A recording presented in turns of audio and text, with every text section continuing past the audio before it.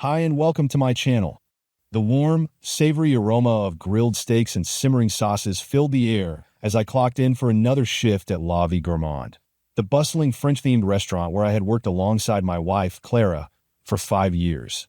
It wasn't glamorous, but it was ours, a shared routine that kept the bills paid and the fridge stocked. Clara worked as a waitress, charming the customers with her sunny smile, while I managed the kitchen, ensuring every plate met the restaurant's lofty standards. The day the dynamic began to shift started like any other.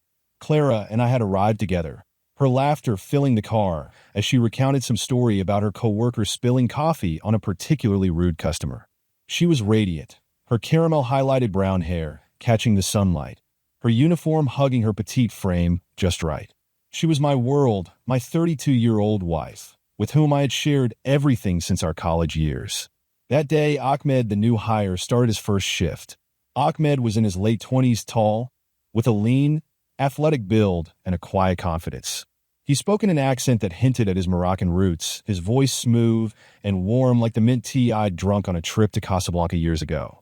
He was hired as a bartender, but seemed equally adept at charming everyone around him, staff and customers alike, with his quick wit and dazzling smile. At first, it didn't bother me when Clara introduced herself to him during a lull between shifts. She was always friendly, and in the restaurant business, camaraderie among the staff was essential. They laughed at some joke I didn't catch as I carried a tray of freshly plated desserts past them. I noticed, though, the way her laughter lingered after Ahmed walked back behind the bar. The first sign something was off came later that week. Clara began spending more time at the bar, even when her tables didn't require it. Her visits always seemed timed perfectly for Ahmed's break, the two of them laughing softly, their heads close together over the polished counter. I caught glimpses of their conversations, shared smiles, a fleeting touch of her hand on his wrist as she reached for a napkin, her face lighting up in a way I hadn't seen in a while. "Clara," I said one evening as we drove home, the silence heavy between us. "You seem to get along with Ahmed pretty well." She glanced at me, her eyes wide with what looked like genuine surprise. "Well, he's new, and it's nice to help him feel welcome. Don't you think he's a good addition to the team?" "Sure," I replied, my voice careful. "But it seems like you two have a lot to talk about." Her laughter came too quickly, too brightly. "Oh, come on. Don't tell me you're jealous already. It's just work, you know that." The conversation ended there, but the unease didn't. The following weeks passed in a haze of sizzling skillets, clattering plates, and an undercurrent of unease I couldn't shake. If I noticed Clara spending more time at the bar, so did everyone else. "You've got a shadow now, Ahmed," teased Cindy, one of the senior waitresses, as she passed him on her way to refill a coffee pot. Her tone was light, but her smirk hinted at something more. Ahmed just laughed, his easy confidence on full display. "She's just keeping me company. Clara's got great stories," he replied with a grin that lit up his whole face. Clara, busy arranging a tray of drinks, didn't look up, but I caught the faintest blush creeping up her neck. My stomach tightened. Cindy's comment might have been a joke, but it was one of those jokes rooted in truth. It wasn't long before other co-workers began to notice. After a busy Friday night rush, I overheard Marco, one of the kitchen assistants, talking with Cindy in the break room. "They're always together," Marco muttered, gesturing toward the bar where Ahmed and Clara were cleaning up after the shift. "It's like they're on a date every night." Cindy rolled her eyes but didn't deny it.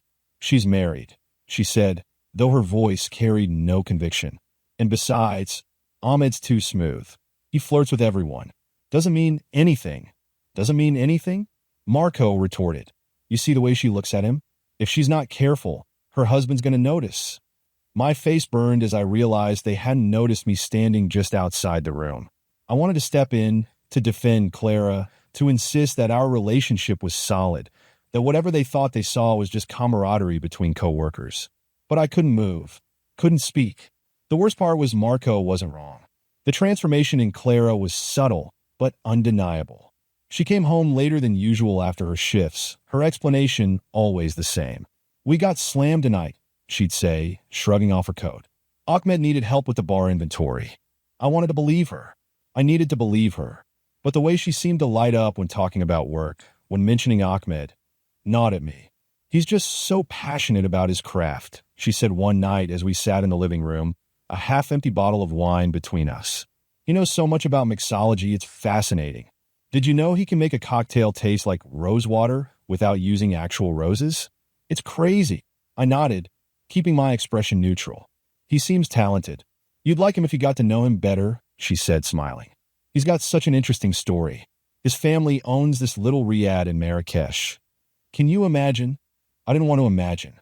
I wanted her to stop talking about him. One night, as I wiped down the counters after the dinner rush, the restaurant's assistant manager, Greg, approached me. Greg was a no-nonsense guy in his early 40s, the type who rarely got involved in staff drama. His expression was uncharacteristically hesitant. "Hey man," he said, leaning against the counter. "I don't know if it's my place, but I thought you should know. People are talking." "Talking about what?" I asked, though I already knew the answer. "Clara and Ahmed," he said, glancing around to make sure no one else was in earshot. "It's probably nothing, but, it's starting to look a little close. You know how people love to gossip." I forced a laugh. "Gossip's part of the job around here, isn't it?" Greg shrugged, clearly uncomfortable. "Just thought you'd want to be aware." That night, as I watched Clara laugh at one of Ahmed's jokes from across the restaurant, something inside me cracked. I wasn't the only one noticing the way they leaned toward each other, the way their conversations seemed to stretch longer with each passing shift.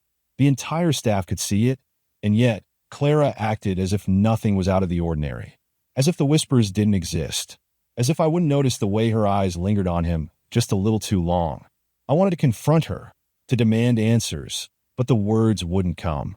Instead, I stayed silent, hoping against hope that it really was just work, that I was imagining things. But deep down, I knew. A few days later, the air in La Vie Gourmande was thick with tension. Business was steady, but the usual rhythm felt disrupted. Clara and Ahmed moved in tandem, a seamless duo that everyone seemed to notice, even the customers.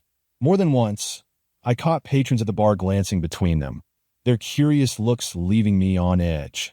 It was during a mid-afternoon lull that everything changed. I was restocking shelves in the storage room when I heard muffled voices from the break room. Clara's laugh was unmistakable, followed by Ahmed's deep, melodic voice. I paused, my hand hovering over a box of tablecloths, straining to hear their conversation. "You're so bad." Clara's voice came through, playful and teasing. "Only when you're around," Ahmed replied smoothly. My heart clenched, every fiber of my being screamed to walk away, to pretend I hadn't heard, but my feet carried me closer to the slightly ajar door. Peeking through the crack, I saw them seated at the small table. Clara was leaning forward, her chin resting on her hand, her body angled toward Ahmed. He was gesturing animatedly, his other hand resting casually on the table between them, just inches from hers. I watched as Clara reached out, tapping his wrist lightly. The gesture was innocent enough, but her smile, soft, warm, intimate, was not. Neither was the way Ahmed's eyes lingered on her face, his expression one of pure admiration. "You've got some nerve, flirting with a married woman," Clara said, her tone playful, but carrying an undercurrent of something deeper. Ahmed leaned back, smirking. "I don't see a jealous husband bursting through the door. Maybe he's not paying enough attention." A lump rose in my throat, my grip tightening on the doorframe. I had to stop myself from storming in, from demanding to know what the hell they thought they were doing. Instead, I took a step back, my chest heaving with a mix of anger and helplessness. That night, as Clara and I sat down at dinner, I couldn't keep it in any longer. The sound of her fork clinking against her plate was unbearable. Each bite, she took a reminder of the weight pressing on my chest. "How was work today?" I asked, keeping my tone casual. She looked up, her expression unreadable. "Busy, as usual." "Why?" "No reason," I said, shrugging. "Just you seem to spend a lot of time with Ahmed."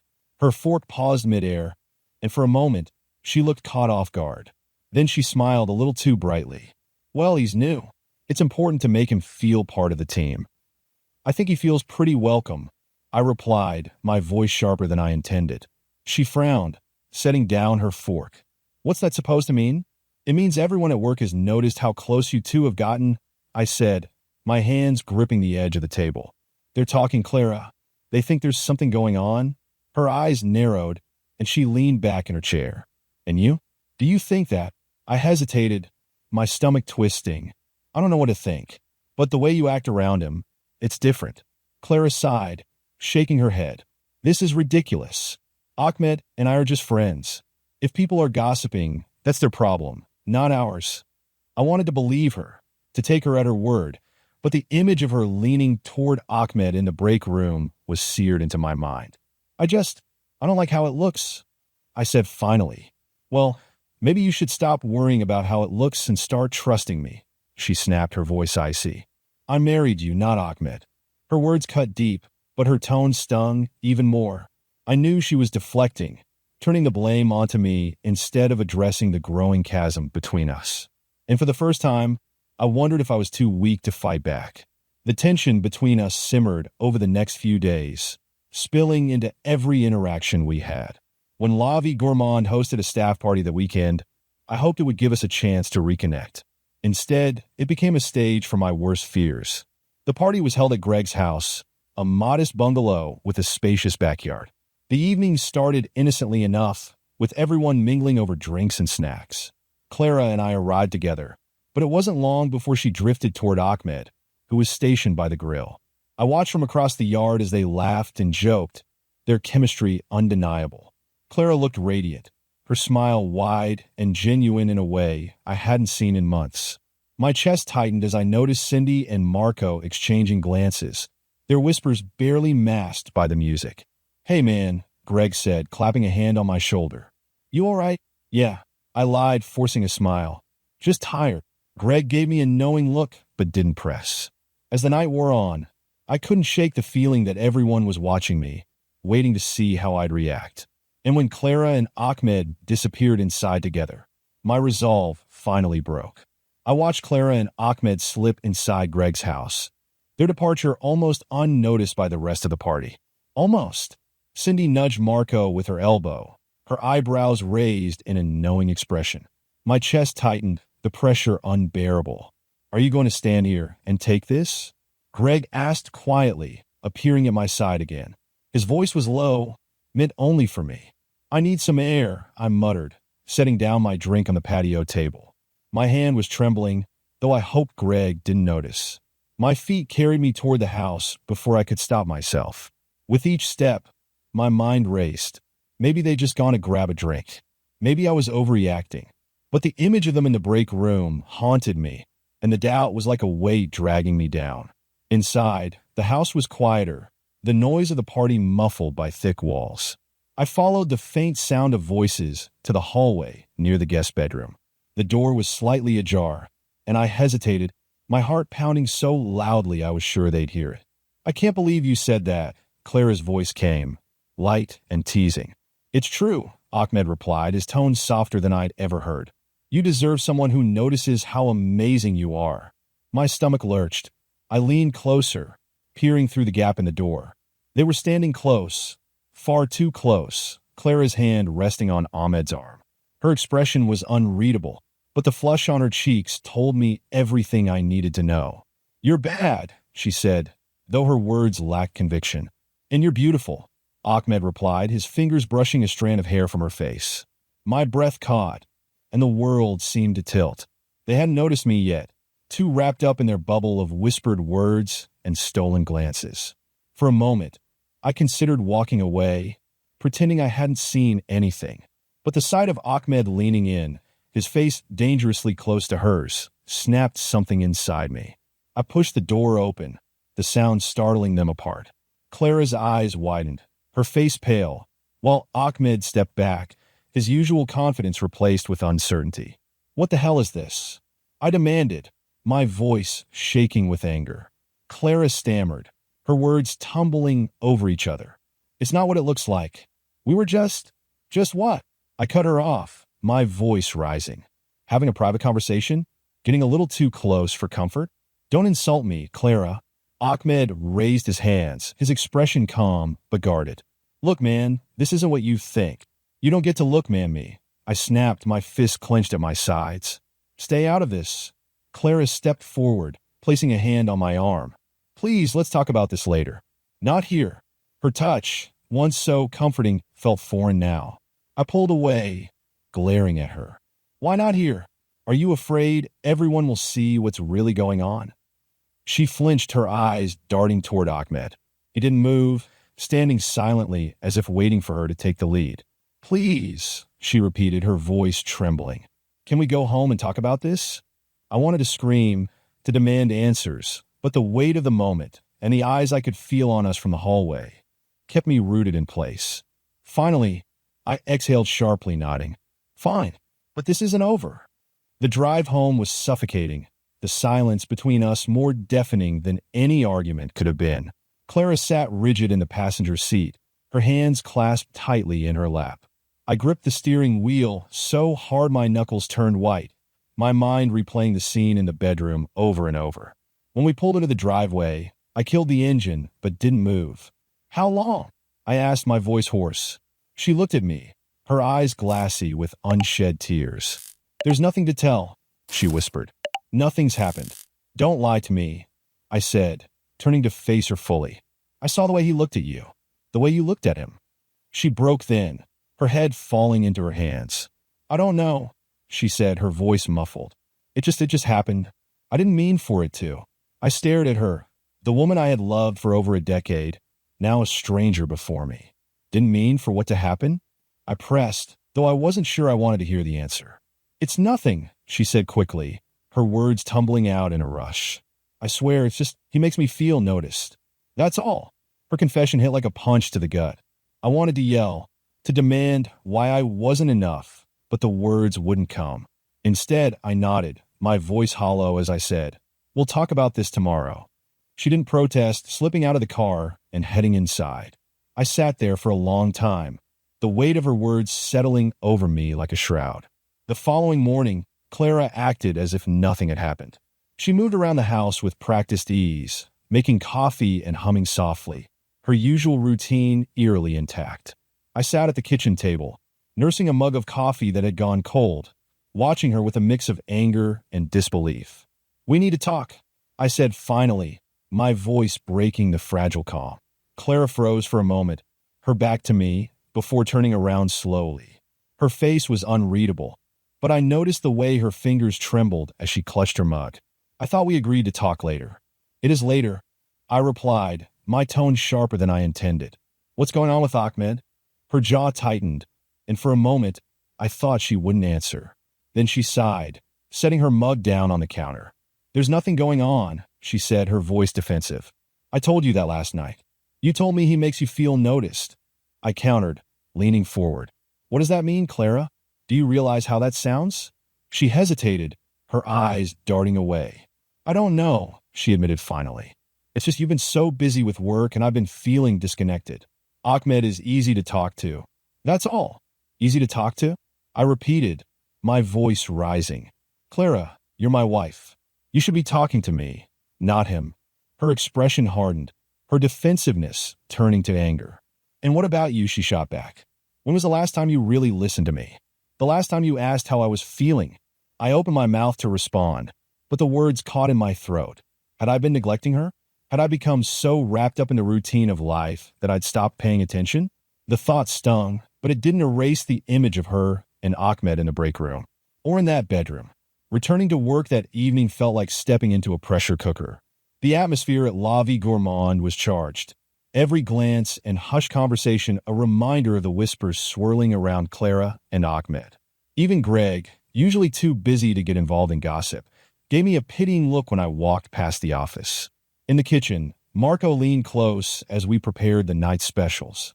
"Hey man," he said in a low voice. "You okay?" I nodded stiffly, focusing on the garnish I was arranging. "Fine. Why?" He hesitated, then shrugged. "No reason. Just that you've been quiet lately. And, with Clara and Ahmed." I slammed the knife down on the cutting board, the noise startling him into silence. "Whatever you think you know," I said, my voice cold. "You don't. So drop it." Marco raised his hands in mock surrender, backing off.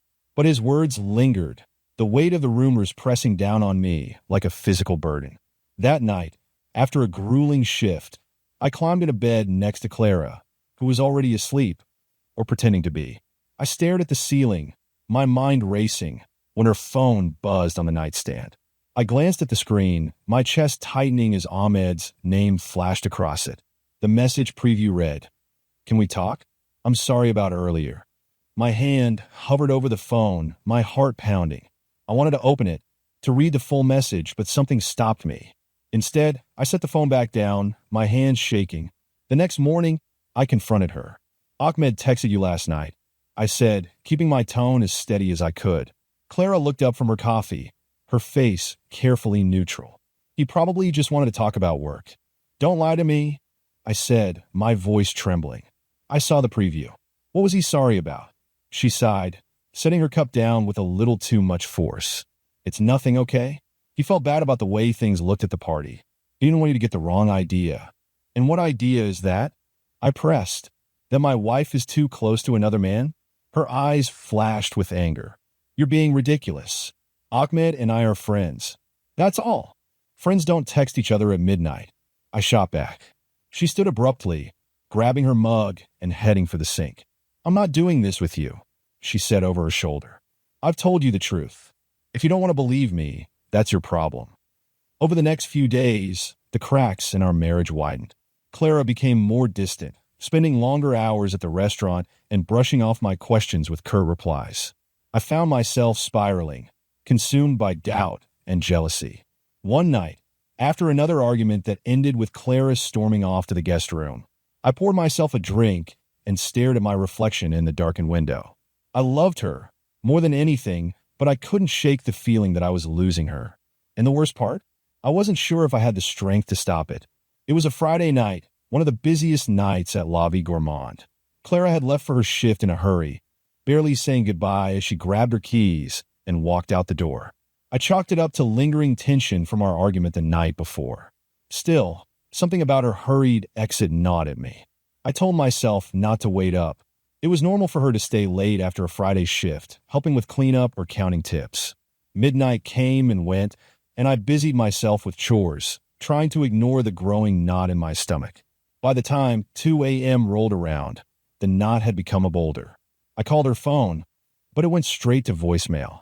Pacing the living room, I checked my own phone repeatedly, hoping for a missed call or a text explaining her delay. Nothing. At 3:30 a.m., I called again. Still no answer.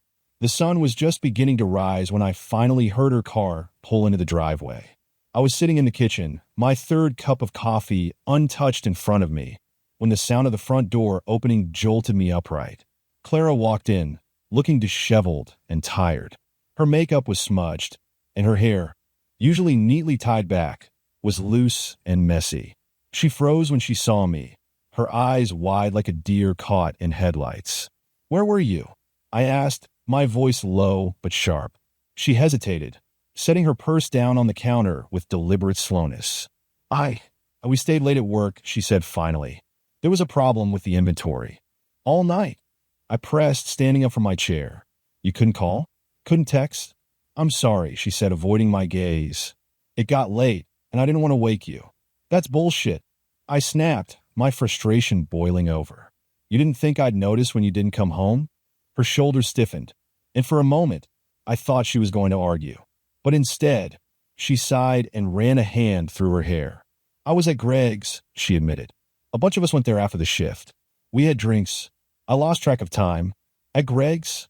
I repeated, narrowing my eyes. With who? Ahmed. Her silence was answer enough.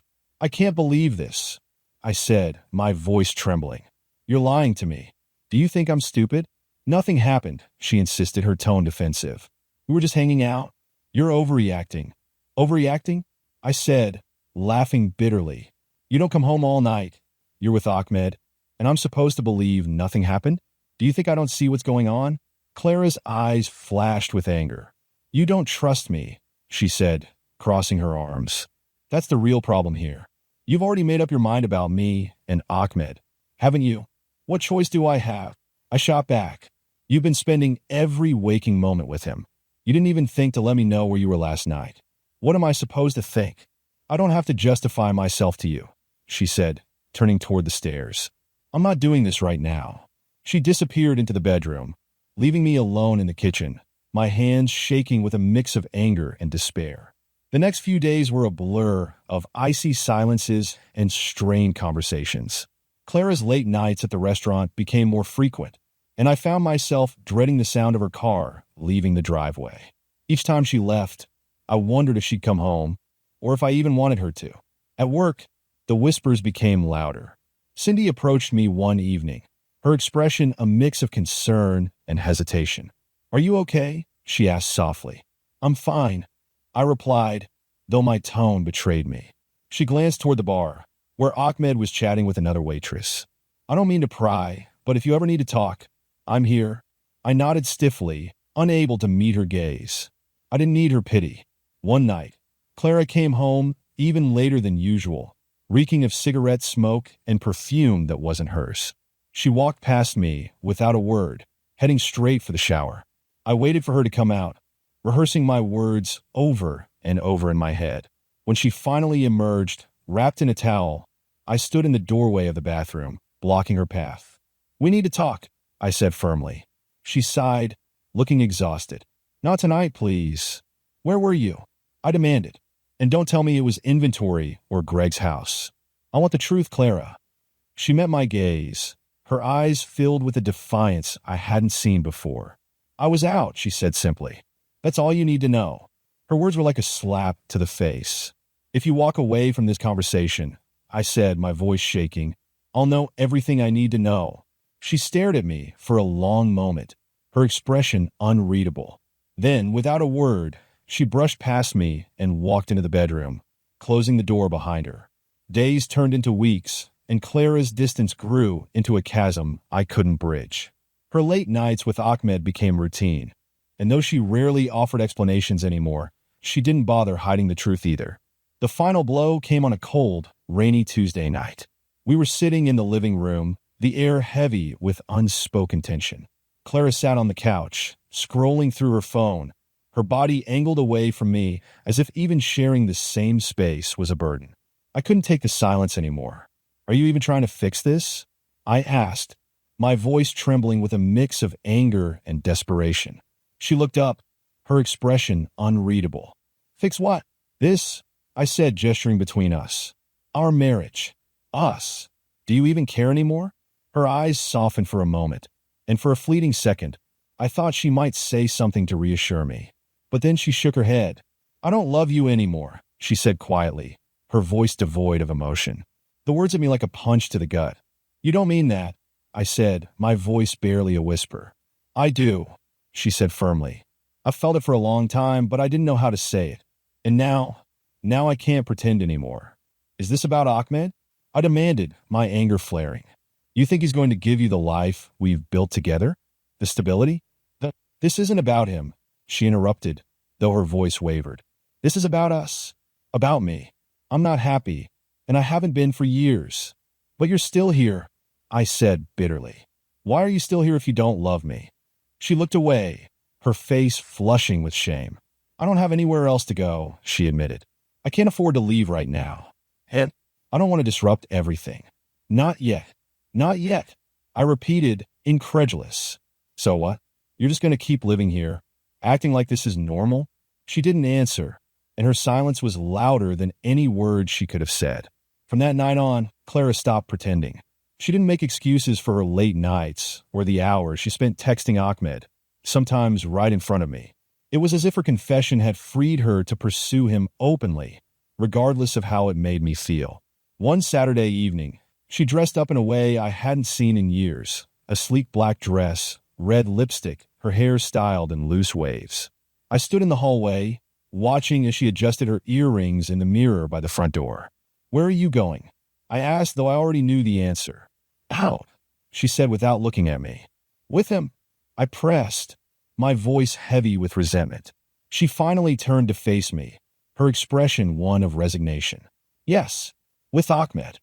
"Do you even care how this makes me feel?" I asked, my fist clenching at my sides. "I care," she said softly, "but I can't keep living my life for you. I have to do what makes me happy, and I'm just supposed to accept this?" I said, my voice rising. "To sit here and watch you what? Date him? While we're still married?" Her gaze didn't waver. "I don't expect you to accept it, but this is how it's going to be, at least for now." With that, she grabbed her purse and walked out the door, leaving me standing there, the sound of her heels clicking against the pavement echoing in my ears. Living with Clara after that was a nightmare I wouldn't wish on anyone. She came and went as she pleased, her life with Ahmed bleeding into the life we once shared. Some nights, she wouldn't come home at all.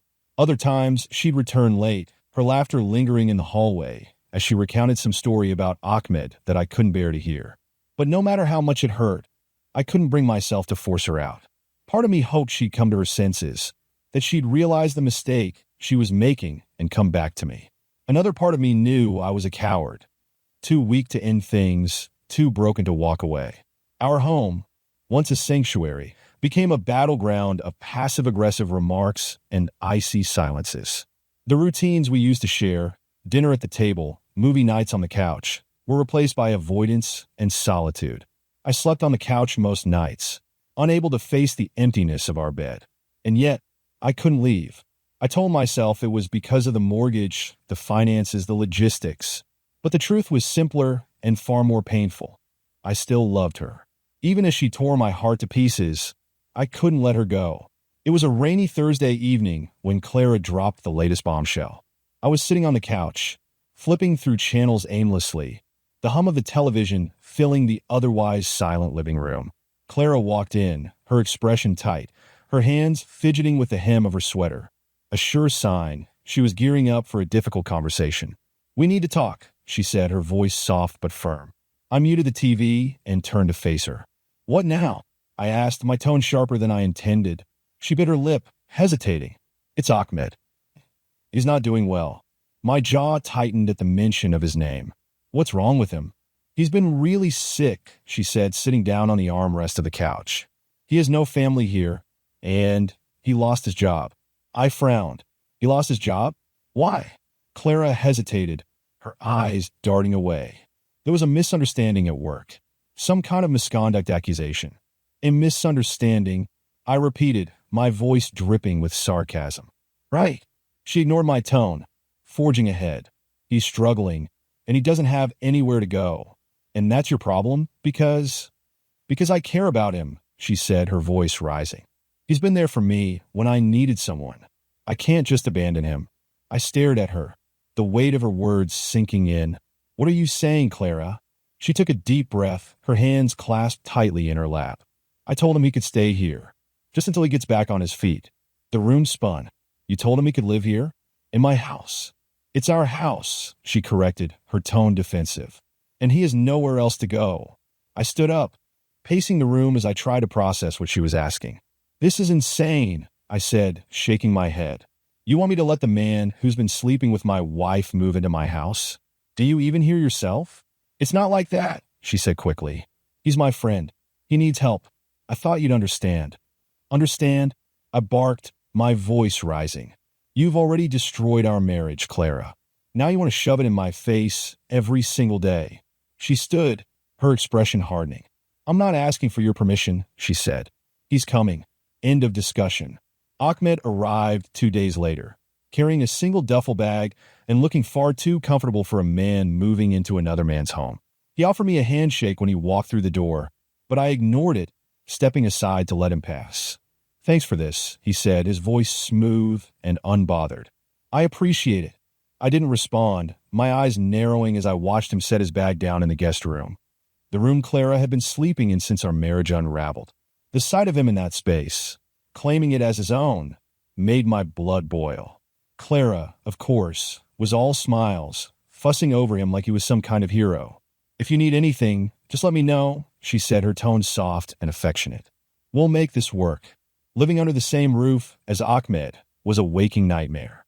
I slept on the couch every night, the springs digging into my back a constant reminder of how far I'd fallen. Meanwhile, Clara and Ahmed shared meals, laughter, and whispered conversations that carried through the thin walls. It was clear Ahmed wasn't in any hurry to leave. He spent most of his time lounging around the house, claiming he was too unwell to work. Clara catered to him like a doting nurse, bringing him tea, fluffing his pillows, and checking on him constantly. One evening, as I sat silently eating dinner at the kitchen table, Ahmed strolled in, shirtless and looking far too comfortable. He grabbed a beer from the fridge and sat down across from me, smirking. He said, taking a swig, I really appreciate you letting me stay here. Not many guys would be this generous. I clenched my fork, my knuckles turning white. Don't mistake this for generosity, I said through gritted teeth. He chuckled, leaning back in his chair. Fair enough. Clara walked in then, carrying a tray of snacks. Everything okay in here? She asked, her eyes darting between us. Perfect, Ahmed said, grinning. Your husband and I were just bonding. I stood abruptly, my chair scraping against the floor. I'm done, I muttered, leaving the room before I said something I'd regret. The nights were the worst. Lying on the couch, I could hear the low murmur of their voices from the guest room, punctuated by the occasional laugh. It was torture, knowing they were growing closer while I was left to rot in the ruins of our marriage. One night, I snapped. How long is he planning to stay? I demanded as Clara walked through the living room. She paused, her expression unreadable. As long as he needs, she said simply. This is my house, I said, my voice shaking. And I'm done living like this. She sighed, crossing her arms. Then leave, she said coldly. If you're so miserable, no one's forcing you to stay. Her words cut deeper than any knife. I realized then that I wasn't just living with a stranger. I was completely alone.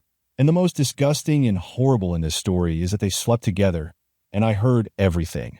Night after night, it happened. They didn't even bother trying to be quiet. The first time I thought it was an anomaly, a mistake, an isolated moment that I could compartmentalize. But it wasn't.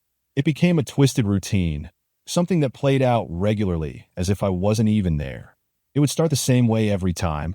They'd come home late, their voices drifting through the walls, light and full of laughter. Ahmed's deep chuckle and Clara's giggling floated through the house, as though they were on some romantic getaway instead of invading what was once my sanctuary. I'd be on the couch, pretending to sleep, my back turned to the hallway, clutching the thin blanket I used for cover. I told myself not to listen, not to care, but it didn't matter. I could hear every word, every laugh, every teasing comment as they disappeared into the guest room. And then the sounds would begin, soft at first, muted whispers, the creak of the bed frame. But soon, they grew louder, bolder. Clara's voice, so familiar, yet so foreign in that context, and Ahmed's low murmurs filled the silence of the house like a toxic cloud. Then came the moans, the rhythmic noises of intimacy that sliced through my very soul. I'd lie there, frozen, fists clenched, my breath shallow and ragged. My heart pounded so loudly in my chest that I was sure they could hear it. But they never stopped. They never cared. Each sound was a dagger to my pride, a reminder of how far I had fallen, how powerless I had become. It wasn't just the act itself that crushed me. It was the blatant disregard, the utter lack of shame. They knew I was there, lying on the couch just a few feet away, and yet they carried on.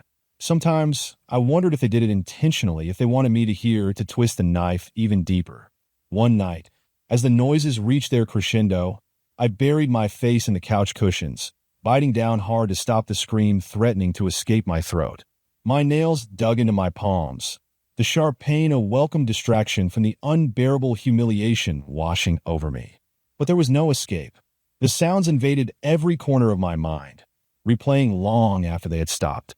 The knowledge that my wife, the woman I had shared my life with, was sharing those moments with another man under my roof, just a few feet from where I lay. It was unbearable. As horrifying as it was, there were nights when Ahmed wasn't home. And on some of those nights, Clara came to me.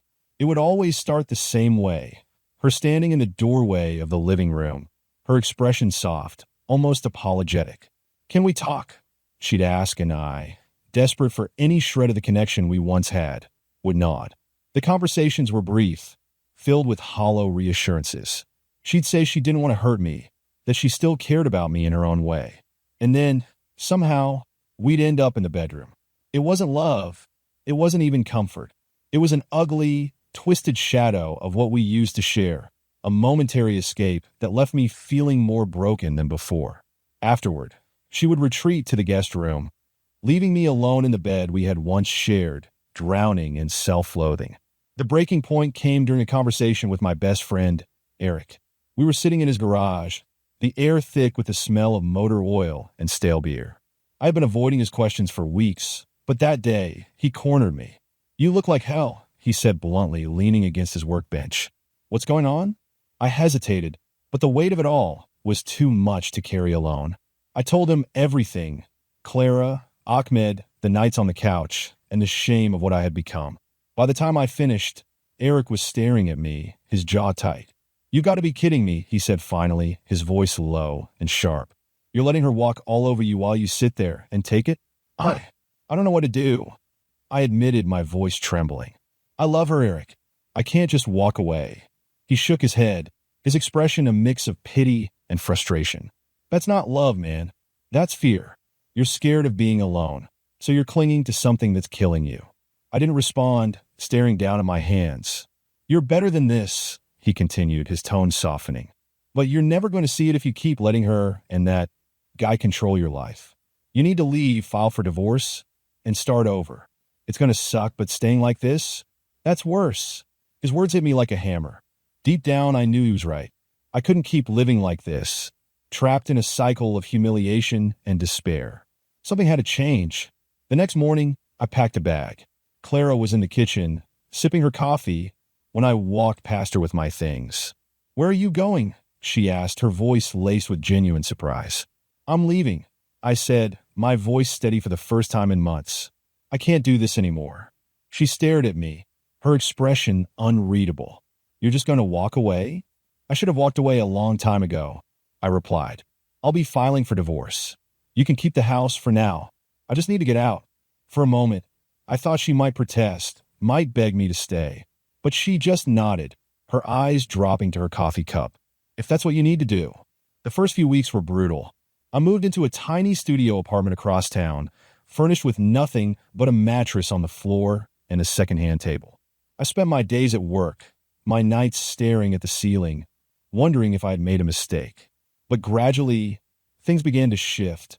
Eric checked in on me constantly, dragging me out of the apartment for beers and reminding me that life didn't end with Clara. I started therapy, unpacking years of hurt, and learning to rebuild my sense of self.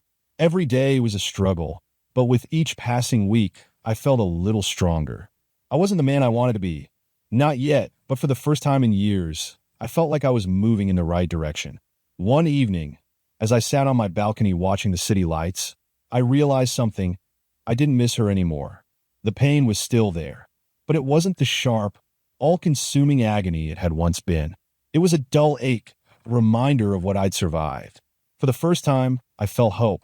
Hope that I could build a life worth living, one where I didn't have to compromise my dignity or my happiness. And in that moment, I promised myself one thing: I would never let anyone take that away from me again. Thanks for watching, and don't forget to like and subscribe. New cheating wife stories tomorrow. Goodbye.